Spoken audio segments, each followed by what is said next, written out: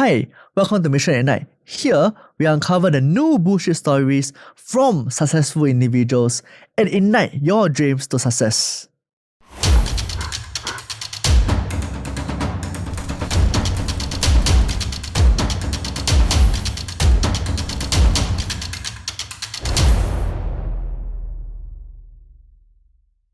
In today's episode, you have a very interesting gentleman. He was a very successful lawyer. In his own rights, in the lawyer industry, he's very famous. Today, he runs a talent agency. How did that come about? The one and only Samuel Seow. Hello. Hi, Samuel. Hi. Why don't you do a quick introduction to our audience? I used to be a lawyer, no longer a lawyer. So okay. Yeah. What happened actually? I thought you were still doing You're jumping right into it. Why not? Well, in 2018, I think I think something happened, and Right. if you read the newspapers, you just Google me. I think it's everywhere. So let's not go into the details of it. Okay. But I think that incident changed my life. So for like 5 years, it was actually a huge obstacle in my life. Right. But now I'm glad to say that I seem to have completed that episode, and I'm moving on to a new chapter. Well, let's get that story later on. But I'm curious, so what are you doing now since you're no longer practicing law? I'm no longer practicing, but I still offer some consultancy to some old friends and clients in relation to their legal requirements. But at the same time, I also I've moved on to my entertainment and media pursuits, right? So I have a joint venture company with for which I'm working with Universal Music. I'm working to pageants, and I'm very pleased to say that my company, Beam Artists, is now the biggest owner of the Grand Slam male pageants in Singapore and Malaysia. So, I mean, we heard a lot of things about lawyers and all, right? So first of all, I'm very, very curious. Why entertainment lawyer? Because when this is where the whole entrepreneurship thing starts, right? Because I think all entrepreneurs will understand at some point that it's important that you find your niche, right? Because if you're just another business and you're just another law firm, people will just treat you like another law firm. But because I was a lawyer, I tend to be more flamboyant in the way I speak. And actually for all my life, I've been teased for the way I talk, right? So I decided to turn it around into my selling point. 就危机是转机, right? Yeah. So I decided to like make my weakness a part which differentiates me from my competitors. And because when I was 18 years old, I happened to sing. I was trying to be a professional singer. So I knew a lot of people within the entertainment industry. Then when I came out and did law, I decided to say, then might as well merge the two passions in my life and do law and do media at the same time. So, people talk about entertainment industry, right? They heard there's a lot of dark side of things in the entertainment industry. Is that true? Dark as in 牙齿啊? No lah. 黑暗. 黑暗, dark. Well, I have seen some darkness in the industry. I don't think it's so prevalent in Singapore, but I know of people who engage in bad behavior. Yeah. I don't know what specifically you mean, but I have heard of like artist managers who take videos, sex videos, and yeah, stuff like that. And recently, I think. And is that the juiciest story you ever had?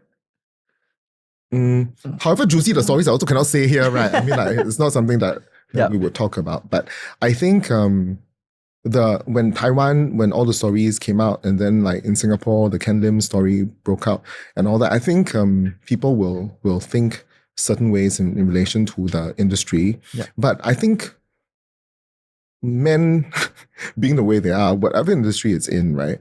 I mean, you will have occasions like this. It's just that in the entertainment industry, because the artists are particularly vulnerable. They are good looking, but at the same time, they want the opportunity to 上位, right? To do better. So I think they are willing to compromise certain principles, and I've seen that happen. But it's not the happiest part of the industry line, unfortunately. I see. But based on those that you learned in the industry, does it change your mindset in the way that you run businesses? Well, I don't think the way I fashion my business is necessarily dependent upon what other people do. But in any event, I mean, I'm not interested in the dark sides of the industry. So we try to do everything as positively and as honestly as we can. So that's why I want to work with individuals who have the basic levels of integrity. I think that's very important, to surround yourself with people who are actually, capable of bringing you up, rather than to continue to dwell in the bottom scum like that. I mean, it's very easy to do that and earn money in a very illegal, not nice kind of way, but I don't think I could live with myself. Right. So now you have a talent management agency. When did that started? 2009. 2009, and you was So I also was a lawyer, 18 right? years old at that time. No. Yeah, I was also a lawyer. So I started my law firm in 2005. Before that, I was in practice since 1999. Okay. Yeah, so I was so I've had Beam Artists since 2009, which is how many years really? 14 years. 14 years. So in these 14 years, right, what are those big names is under Beam Artists? Yeah, that time got a lot. But now you see the environment is changing. Previously we have, MTV VJ Art. Oh yes. Yeah, so Art, and then Austin Wang, and then we have Cindy Bishop, who is the host of Asia's Next Top Model. So almost all, we were known as the Ang Mo, and so you want those kind of pan-Asian faces, you come to us like Paul Foster, yes. May and Choi, all the mix. At one point of time, Singapore was a hub for MTV, for The Channel V. VJs. Yeah, so all these VJs and all these HBOs and all these people, they would use pan-Asian faces to go on their channels as the channel faces. So at that time, we were doing very, very well, because every time these pan-Asians went out, right, it was a huge amount of money for us, because the international brands would pay a lot, and compared to MediaCorp. So they would pay a lot of money, and then we would be able to derive a percentage of whatever jobs we found for them. Life was a bit easier at the time, and it was also very exciting because Singapore was putting a lot of money into entertainment and media, and we were doing a lot of films, we were doing a lot of TV programs. Everything was just very exciting, and Malaysia was also doing the Film in Malaysia scheme, and my law firm actually helped them draft the scheme. So we kind of know how things work in terms of government incentives for shooting. And then as a result of that, a lot of clients also came to us to help us to get us to help them to go into those territories to build the entertainment industry even more. So at the time I felt very vital and things were going very well. But then since then, I think the entertainment industry has changed a bit. Celebrities are not as wanted as they used to be, unless you were also social media worthy. And social media is such a fickle industry compared to even TV and films. If we thought they were fickle, I mean, social media, you could be in one day and out Monday as quickly as it comes, right? You just step one road out, and then all of a sudden you're cancelled, and no one wants to listen to you anymore. They even want you to die and all that kind of stuff. I mean, there's 下雪, Dikosh. Everyone has gone through that kind of peril before. Even I, during my episodes, I've had people send me death threats. Death threats? Yeah, I mean, it's okay if you are talking in hardware zone and all that. Don't read. Yeah. Right? But when... So they send you a physical, I don't know, pig's head to your door or something? No lah, pig's head a bit hard, because you cannot get past security, I guess. Oh, okay. But I think... They would DM me on Instagram. Right. They would Facebook Messenger me. Some of them who know my WhatsApp would WhatsApp me, and they'll say things like, you should die, you go to hell, the Cawagua, that kind of shit. Yeah. And then it was really, really tough. So yeah, and because and I was I was an adult, right? Yeah. Who was going through that very difficult episode. But if it was a kid or someone who was not so strong, I would imagine it would be very difficult. And I think social media is something that we need to watch. Yeah, so that was what I mentioned about the dark side of the industry, right? But I think it applies to all an industry in terms of your entrepreneurship. Because in the lawyer side of things, is it similar as well? It's more of a dog eat dog world, kind of a lawyer, huh? Yeah. Dog eat dog.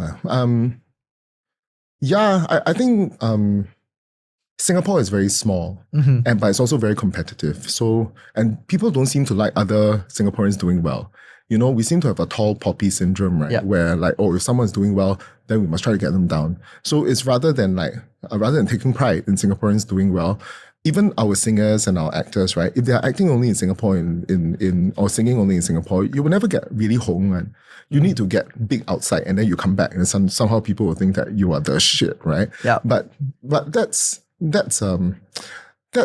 one thing which is not quite so good about our industry, because in other countries you will see that like Thai people will love their Thai celebrities, Filipinos will love their Filipino celebrities. Of course, they also have space for like foreign people, but in Singapore, your local celebrities, you will go like, "Ay, media cop ma, who watch ah?"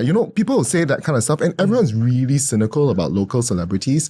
Yeah. And it's getting really tough, which is why I'm also moving the business regionally rather than concentrating only in Singapore. To Korea?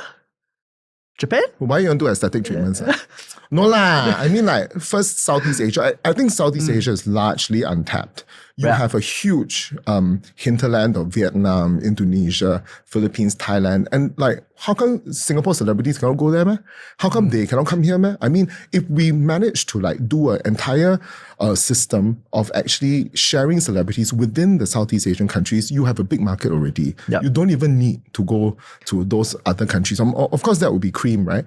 But if you can concentrate here where no one is concentrating, shit, I just shared what I plan to do. But then never mind. I mean, like, if we could just concentrate on like Southeast Asia and like getting ASEAN strong, Yes. I think we can do that. Yeah. So I think based on hearing what you're saying, what have all the different achievements you have done with Beam Artists? Because I heard that you have a Mr. World Singapore, right? You hear, man? You were there also, man. I mean, for the audience, they didn't know that I was there. You recently got another new title, is that right? Mr. Worldwide, I believe? Yeah, so I'm starting a new international male pageant called Mr. Worldwide with a friend. So she's been running the Mrs. and Miss Worldwide pageants for some time. So we decided to like do the male stuff also. Yeah, because I think male pageants are the next big thing, because women have been objectified for a long time. Yep. But with the rise of feminism, I think a lot of women will go like, "Hey, why you treat us like meat to look ah? So now look at men law. So you can see lah. Okay, you also can see." I was there. Yeah. Yeah. So I think women love to scream about men. And actually nowadays, with 377A being abolished, men also like to look at men. And I think it's a ready market where we can we can tap into. Yeah. And also I heard that last time you wanted to do a reality series. Yes. Yeah. How did that come about? So next year, we're going to do a reality series based on a competition between finalists who have joined our competition since 2011. So we are inviting them all back, right? Wait, I'm sorry, since 2011. So they are like... Some of them are in the 50s already. Yeah. And they still can maintain that board and all. Yeah. Makes you feel bad about yourself, eh? Yeah, I need to go and work out or something. But for them, I think they if they really want to achieve something and if they want to achieve their body types, right, they really work all the way. I think that's the difference between male and female pageants, in Singapore at least. Okay. The girls don't care one, but the men really every day go and work out. I mean, the winner of our pageant this year, Moses, right? I mean, he was so fat when he came in. It was in over 100 kilograms, Then he lost 17 kilograms in about 4 months or so. And now he's like, wow, the abs is stronger than anyone I've seen in a while. Yeah. If you have a chance to, right, this podcast, I'm going to put a before and after picture of this gentleman he just mentioned. It's really amazing. Yeah, it's quite shocking. Yeah. So I think those are like all the achievements you have done and all. But of course, when you walk this path, right, like you mentioned, you have a bit of incidents and all. Maybe could you also share with us, some of those major setbacks that you have been through, right? And then actually, how do you actually get out of it? I think entrepreneurship is like what the Bible says, right? It's when you're carrying a cross, right? And then when you're carrying a cross and you're walking, then sometimes you walk across mountains, sometimes you dive into lakes, and then there are valleys, and then so. Entrepreneurship is not for everyone. I blame like people like Richard Branson, like Steve Jobs and Elon Musk and people like that who make entrepreneurship look like it's so cool. It's not lah. It's damn awful lah, right? I mean, on a daily basis, you need to make enough money to feed the people, to pay the rent. And Singapore rent damn expensive. And then people not cheap also. And sometimes the people that you hire, if they don't perform, then they give all sorts of trouble. So the stresses that I had, one of the major challenges, I think, which culminated to 2018, was that I had a very big law firm. Okay. I had about, at the peak, I think I had 30 over 40 over lawyers. And then I had like staff who were about like 40 staff. So I had about 100 people under me. Yep. And plus Beam, right? So I had to make about 300, 400,000 per month just to stay afloat. And then if any of the lawyers don't perform and don't meet their targets, sometimes that cog in the wheel just doesn't attach, right? Then you go into panic mode. And sometimes they go for reservists, they have children and they have other priorities. But then but for me, this is my life, right? Yeah. But for them, it's not their life. And some people treat a job as just a job. Yeah. And sometimes I wish that I could find another me who would have the passion that I have. I think that's a cry from the soul of every entrepreneur, that how come y'all don't understand my vision? How come like I treat it so seriously, y'all don't treat it so seriously, right? Then it's very painful when people don't do that. But then now that I'm older, I'm accepted that actually people are the way they are, right? You can try to influence them as much as you can. Those good ones will be influenced to the extent that they can be. The not so good ones, then you just have to let them go. Yeah, but just what you mentioned at the start, right? You actually started out being an artist, and after you actually a lawyer firm in a sense. Why would a lawyer actually enter into entrepreneurship since it's so tough, it's not meant for everyone, right? So why do you even start out being an artist in the first place? Why do you want to enter the world of even my law entrepreneurship? firm was an entrepreneurial journey, right? Yeah. I mean, but that was the major one that I have since 2005. So basically, I was working, I was the perfect employee, I tell you. When I was working for my first boss, right? I worked for him for about 7 years. And every month, right, I would exceed my targets and I would double the amount of like revenue that the firm had from the IP department. So I was in intellectual property, right? So I doubled the revenue, Like then every highest performer, and I was in my first year of practice. Okay. So I must have achieved some kind of miracle when in my 1.5 years later, they made me partner. No one in my cohort. 1.5 years? Yeah, because I was making so much money for them. Okay. But they were paying me like 3,008. Oh, can you imagine? A lawyer 3,008? Yeah. No, at that time I was quite long ago, right? No, so but it was quite bad. And then someone headhunted me after 7 years. And then they were offering me about like 5 times what I was getting. So I was like, got people going to look for me for 5 times. So I went to speak to my boss. I said, someone wants to offer me like about 5 times is how much? 5 times of 3,008? About 20,000. 20,000 there about. Yeah. So someone was offering me this amount of money. Like, are you able to match it? Then he said, I cannot match, but I can go till $19,000. So I didn't know whether that was something I should be happy about or sad about.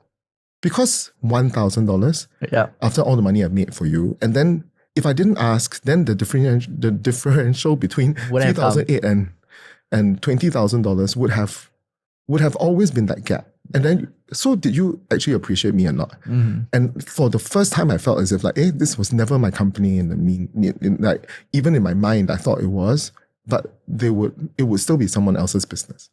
Because I was overperforming, but some of the lawyers were not performing. So he still had to make ends meet. So I left. And that was like, I think, a wrong decision, because when I went in there and I was the youngest lawyer, but I was paid more than some of them, they really hated me. So I had a dagger on my back the moment I went in. But the good thing about that experience is I actually knew that all my clients would follow me. So 1.5 years after I joined that second firm, I decided to like set up my own Samuel Seow Law Corporation. Wow. Then that was 2005, then I opened. Yeah. So just to give the viewers a bit of context, when you're having 19,000, how much does a plate of chicken rice cost then? You think I eat chicken rice, man? Oh, sorry. What does a plate of I don't know, lobster? Do something, I guess. I do something. So there was a time when it was like $2, the low twos, right? Yeah. And you're only doing the 19,000. Yeah. Wow, so if you take in today's amount, you should be earning maybe about a good 40, perhaps. Yeah, but based on inflation. I think everything's very expensive today, right? So even if you're earning 40,000, I don't know how some people can. I don't know how people survive. So based on those that you mentioned, the time when you changed your job, right? The big incident that you had, right? What was your emotions then, right? Or there's no emotions, or you're just like... I'm an emotional person. I think that is my strength and my weakness. my strength is in emotions is I'm able to like emote with people and empathize with people. That's why I was such a good lawyer, I think. And then they all felt as if I cared for them, and I really, really do. Yeah. I really care for everyone who comes across my way because I think that's what I'm supposed to do, right? But another thing about being emotional is sometimes I react badly when people don't reciprocate the emotion that I give up, right? Because they are either unable to or don't care to, because it didn't mean as much to them as it was that it And meant. it bothers you a lot? Bothers me, even till today. Till today as well. I mean, like, you know, you would ask my staff. I mean, we recently had one who came in and like always asked for money as loans, right? And bleeding heart that I am, I would actually lend. But then he would act in a way which was almost as if like I felt it was ungrateful when he anytime don't come to work and don't come to work. You know, that kind of like diva attitude. And then, but what do? I mean, like now I'm 50, right? Then I just have to take it that like unmerited favor, right? If I give you, never mind. I'll give you, right? Then I don't want anything back. But the price you have to pay one day is not my problem, because I believe in God, right? I believe that eventually all of us have to answer to one person. Yeah. So I think I believe that over the years you have changed in terms of emotional aspect.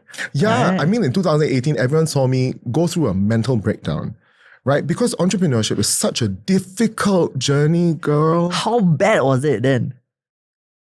Can you imagine? Every night I had to go and drink with people. And then every day I had to be in the office to watch 40 people who were like not necessarily good at their jobs. But if I took every client's problem as my own problems, and then I would like expect the lawyers to like think of like inventive solutions to get them out of trouble, the weight of the world was on my shoulders. Yeah. And my disappointment came when my niece, who was the person who was the other protagonist. Oh, that was that incident. Yeah, okay. When she didn't want to take over the firm and she wanted to leave, that was when I felt as if like, inconceivable. You were given a law firm to inherit. What's your problem? Right? But maybe entrepreneurship is not for everyone. So I think when you talk about that, I mean, I heard a few times you say that entrepreneurship is not for everyone, right? So what do you think there are some of the qualities that someone should have? I think you need to tamada have resilience, lah, right? I mean, you need to have your niche. You need to understand that a successful business needs to have a niche that other people not necessarily would have. But if you were the front runner in an industry, because when I came out and became an entertainment lawyer, no one else was that entertainment lawyer, right? So I took a space where I started like doing something which no one else did. And then suddenly I started doing Michelle Sarum's case, and I started doing Tanya Chua's case, and I had a big court of appeal win for Tanya Chua's case, which cemented me as like the IP lawyer of Singapore, right? The copyright queen of Singapore. I think that's where things really flew, where people knew that, oh wow, he doesn't just look flamboyant, he actually know how to do his work. Right? Yeah. So that was when things changed. But so I think entrepreneurs should be good at what they do. Otherwise, they need to hire very good people who know what they do. You need to have resilience, because every day you need to deal with a lot of issues, right? And you, on a daily basis, you will have to fear whether your company will continue or don't continue. And so was that your mindset in building every businesses, like to continue to build, to actually, greed, right? And just continue to move on. Is it something you wake up to it every day? I woke up every day at one point of time wanting to be famous. Okay. Yeah. There's a reason why you started an artist agency.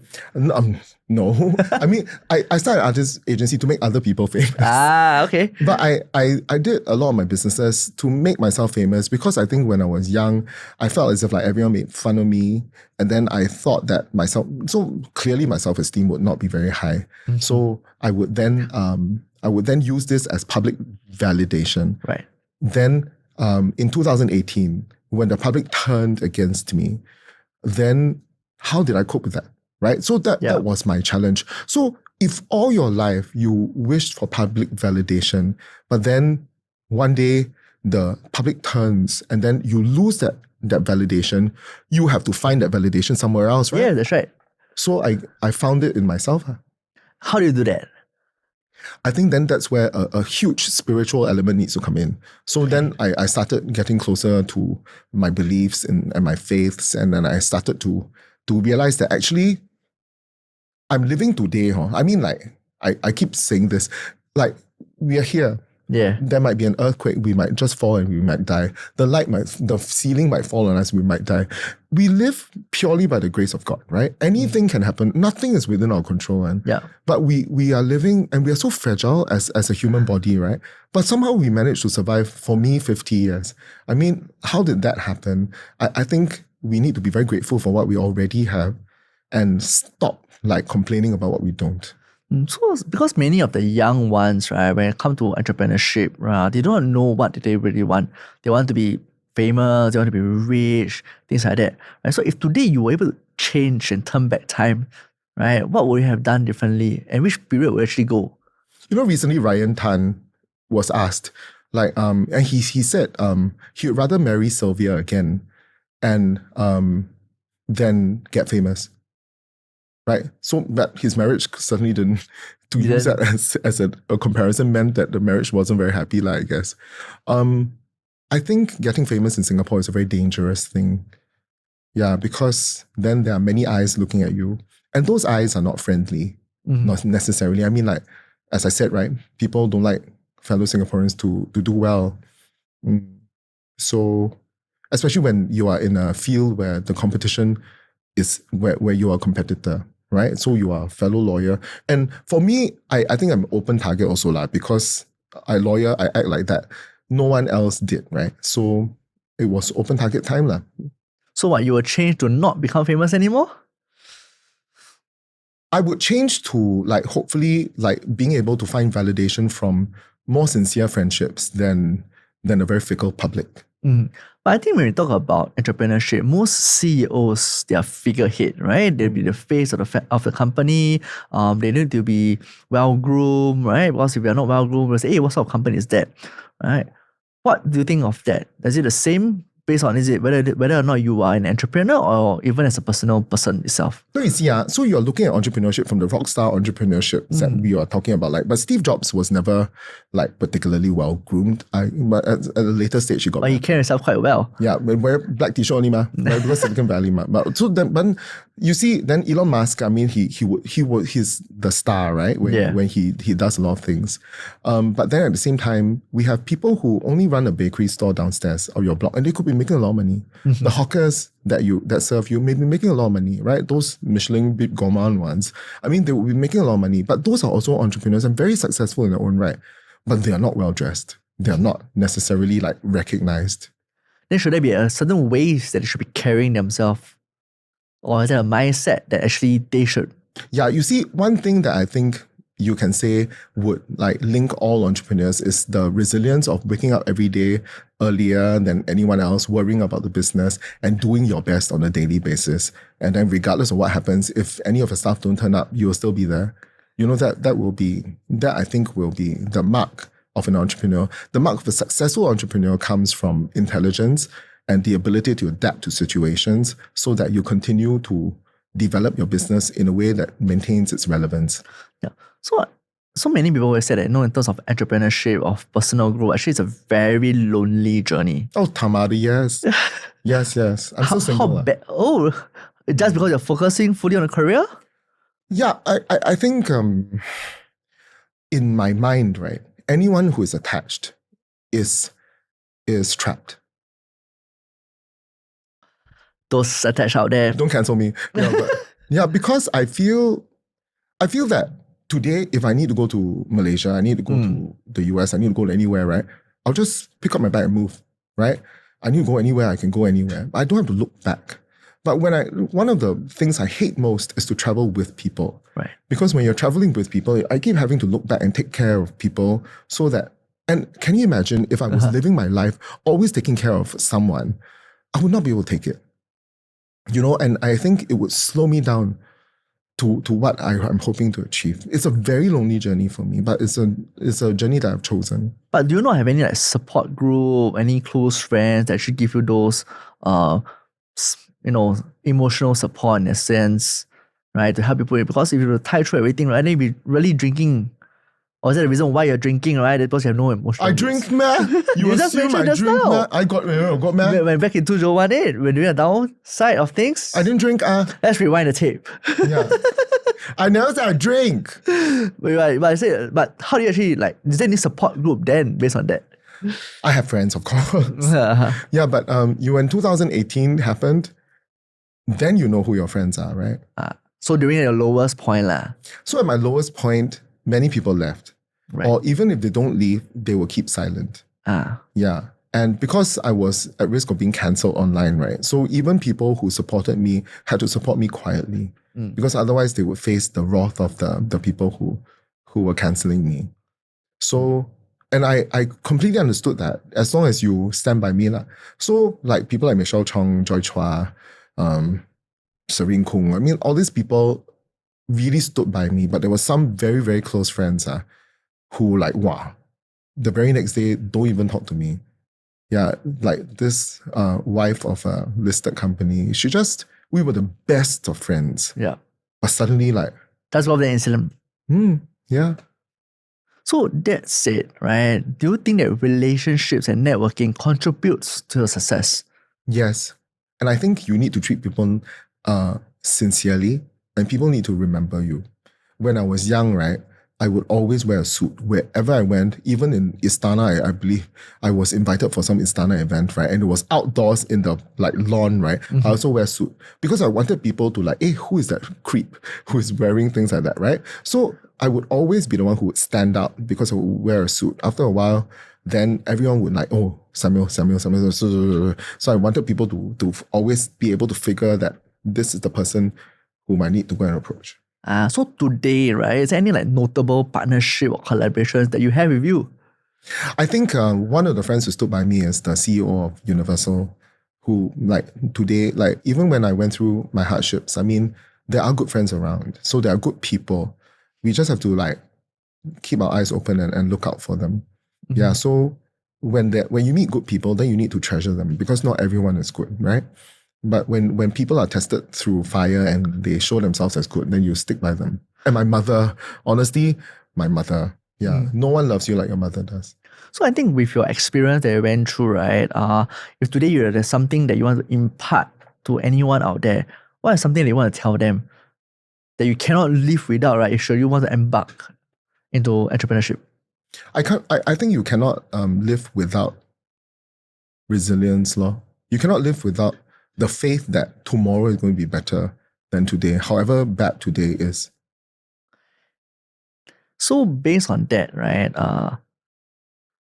based on resilience and all, okay, because you have built it over the many years of all the different setbacks that you've been through, is there any particular way that you build that resilience, or it just comes in you because of the Samuel Seow in you? Well, on the 1st of May 2019, I attempted suicide. So I don't know how strong I am, yeah. Because it was Labor Day and it was a public holiday, so you have nothing to do, right? So you just think, and when you sit down and you think and you're in depression, I think it's a very dangerous position to be in. So I pushed my sofa against my front door, and then I just took 50 Xanax pills and I just went to sleep. But you didn't climb out, so you didn't climb out, right? I didn't die. Yeah, I know whether the second story you jumped down. I just took pills, I wouldn't have. Okay, so you took pills, but you went to the hospital, all good. Right, luckily it's all good, that's why I'm here with you today. No, actually, you're not seeing me, I'm a ghost. Oh, the future you? No, but you see, when bad things happen, you can take stupid actions like that. Yeah. Or you could work with it productively. I mean, I've walked past my dark valley. Yeah. I don't know what else is in store for me in my life, right? But at least I know that I've been through a really tough time and I survived it. So any personal mantra, quotes, right, that you will stick to it, right, that help you gun through your whole lives? Yesterday I was just talking to my mother and I said something that she didn't understand. I said, all suffering has meaning. All suffering has a meaning, okay? Yeah. And elaborate on that. Because I think like when you suffer and you think that it's a bad thing, it's there to teach you something. So, and whatever doesn't kill you makes you stronger. So I've been through hell and back, internally at least. Yeah. I mean, who would have thought that this person who has never fought in his life, who has never gone to bar brawls and never drink wine, never gone into a drunken stupor, and in school only like study, play piano, would be the only one who gets to jail. No one would imagine that I would go through that. But I've been through that, and that episode was tough. So do you consider yourself to be successful at this point in time? I take pride and I pat myself on the back for being able to go through what I've gone through. Yeah, but when you say successful, if I ever felt I was successful, I think that would be when I stopped working. Yeah, but I still hustle every day. So is there, because we have a lot of young viewers, right, looking at this podcast, right? And I want to get a word out from you, right, to give a little bit of encouragement to these young entrepreneurs or aspiring entrepreneurs, right? Now, if there's one word you would give them, what would that word be? Hope. Hope. Why? When things look their darkest, that's when you will learn the most. And that's when grace prevails. I think then you will learn a lot. If you only learned it properly. But don't give up. I mean, a lot of people give up very easily nowadays, huh? Like no adversity quotient. So please stand up to adversities and please be strong. Yeah. Any other words of encouragement based on that, standing out to adversity? Anything they should reach out to? As mentorship actually helps you in a sense? Oh yeah. I mean, I recently met a very inspirational man, and he's now standing for the elected presidency. His name is George Goh. Oh. Yeah. And so he left school when he was 15 to be a cobbler. So he set up a very small cobbler business because his family was so poor and they didn't have like the money to put him through school. Then but today he like his house is like the size of an MRT station, right? Well, he's trying to be president soon. Yeah. And I will support him because I think like people who have gone through like really difficult times will understand how people have gone through their difficult times. And I think this is what bonds human beings together. I think Singaporeans are very spoiled. Sometimes we don't go through difficult times, then you don't know. When you see other people go through difficult times, you don't empathize and you just attack, right? But that's not a good thing. Whatever you read in the papers is not necessarily the truth. I'm in the media industry, I know that, right? Sometimes the things that we portray are not what we actually feel. Yeah. So let me pose you the last questions, right? Is that for any aspiring entrepreneurs, right? What are those actionable steps that you should do now, right, as they start off their entrepreneurship journey or even to personal success for that matter? So think of a business that you will enjoy doing. Yeah, then that business will also be able to make money, Otherwise, don't complain that you don't make money, right? Fair. Number 2, you must go and prepare very well and plan it very well, and so that like every day doesn't become a nightmare for you. Because if you don't plan it well, then, and if you don't have a person who mentors you, as you said, right, who can teach you like the little things about the business and like find out as much as you can so that you avoid pitfalls. And then number 3, then hire very, very good people because it saves a lot of trouble. Yep. And number 4, like always have hope that you can hire me. I'm always here for you. That's why I say I need to hire only good people. All right, thank you, Samuel. So I hope this podcast has ignited your mission. Join us for more no bullshit stories from successful individuals in the next episode of Me-ssion Ignite. See ya. Hi guys, thank you for listening. If you like what you have just heard, follow us for more content like this.